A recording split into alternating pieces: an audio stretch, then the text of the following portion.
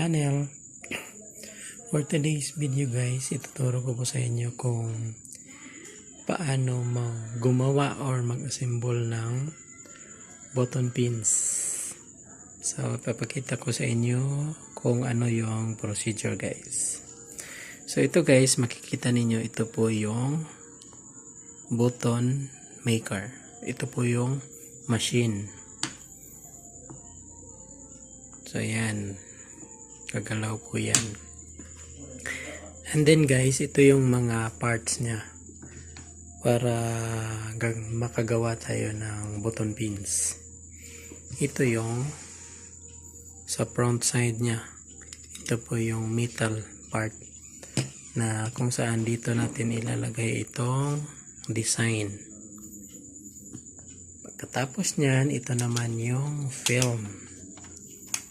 Ayan, ito yung film guys na ilalagay natin dito sa design. After nyan guys, ito naman yung sa bandang likuran. So makikita nyo sa finished product guys, ito. So ayan, sa bandang likuran yan. So may hook siya para pangkabit na sa dress natin. So ayan. So, ngayon, ituturo ko sa inyo ang procedure kung paano natin gagawin. Una guys, is kukuha tayo ng itong front cover niya. Itong metal. So, ilalagay natin dito. So, yan. May butas. Hindi naman natin malalagay sa kabila kasi yung sa kabilang side, iba yung design. So, panglikuran siya. Ito. So, ito muna yung unahin natin. So, ito. So, yan. Ito po yung base or center natin na basihan. Then, sunod natin ilagay is itong design. So, sa paglagay natin, ito yung center. Ito yung design natin. So, kailangan lang natin guys i-move pa right, pa kanan. Konti lang. So, hindi na siya straight. So, bakit ko hindi pina-straight guys? Kasi, ang output po niyan guys, kung hindi natin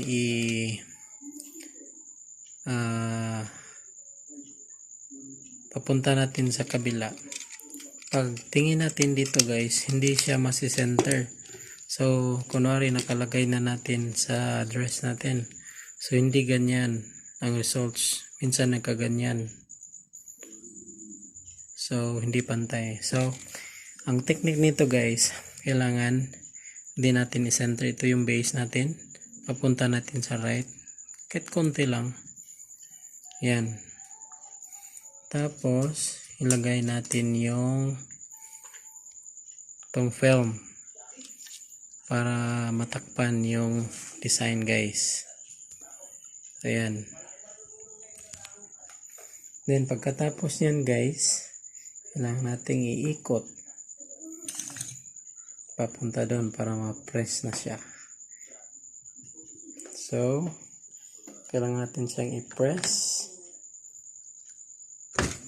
So, ayan. So, pag-press natin guys, so, syempre mawawala na siya dito. Kasi dumikit na siya dito sa ilalim.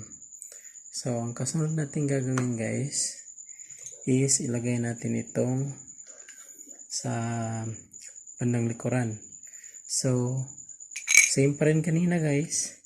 Ito yung center natin. So, kanina, pumunta tayo pa kanan, konti. So, ito naman ang opposite guys. Konti pa kaliwa. So, yan. Pa kaliwa naman yan. So, i-press na natin siya. So, ilipat na naman natin ito. Ayan. Ayan. Tapos, i-press natin.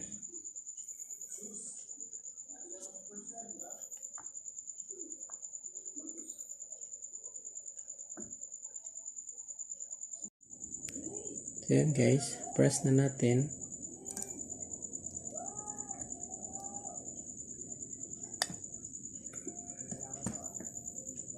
So yan, ikita natin dyan sa loob ang result. So yan ang design guys. So ito na result guys sa pag move natin pa kanan at saka pa kaliwa.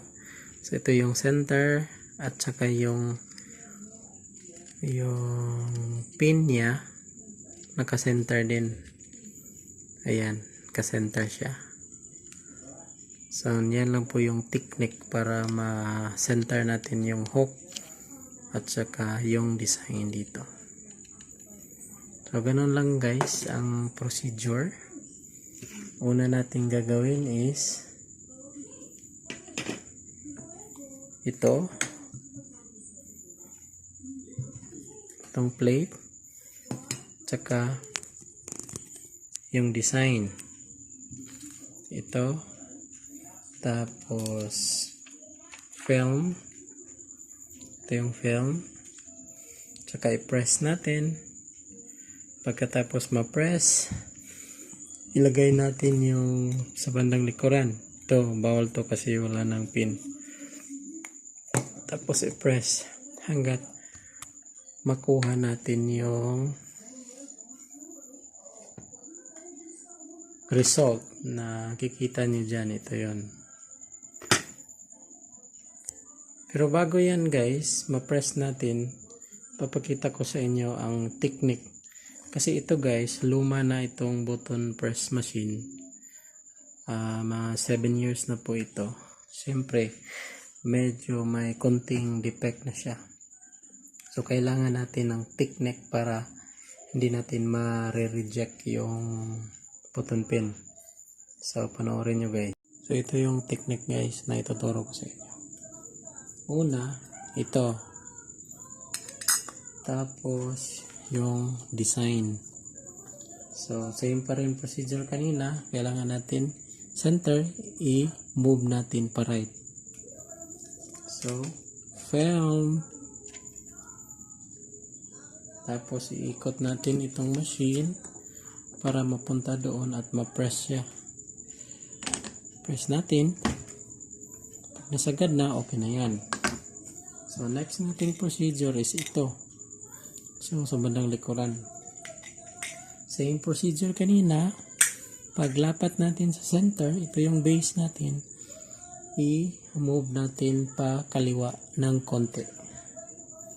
Yan, iikot natin para lilipat yung design nandito sa loob papunta para ma-mix sila, mag-met. So yan, so may technique dito guys kasi maluma na ito. Pag i-press natin, makikita niyo ito, hindi sila pantay. So nagkaganon na siya. So hindi kagaya dati na bago pa sakat na sakat talaga, pero ngayon hindi na siya. Ito na ang posisyon niya. So kailangan pa nating i-move para makapasok dito. So ito yung gagawin natin para makapasok direct ito para hindi ma-reject yung pins natin na ginagawa. So kailangan nating i-move ito guys para pumasok talaga siya sa butas, hindi siya tumama. So yan, saka natin i-press.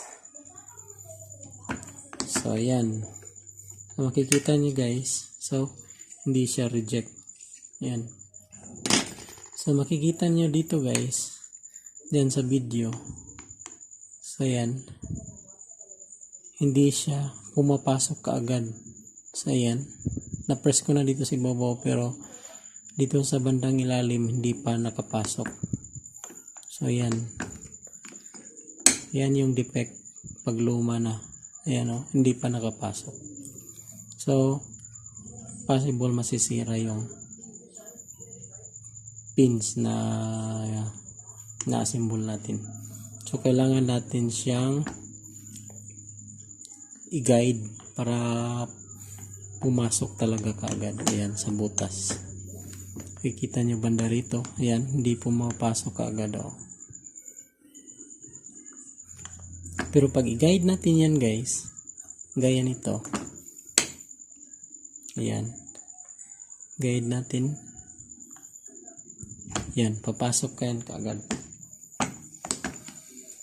So, yan lang po guys, ang technique ng ating design ngayon. So, makikita nyo guys, yan, marami na tayong nagawa. So, yun lang po guys. Sana may natutunan kayo sa ginawa kong simple video, technique at paano mag-assemble ng button pins. At saka ito yung machine. So, kung di pa kayo nakapag-subscribe sa ating channel, please subscribe na po. At don't forget to like and share. And don't forget to click the notification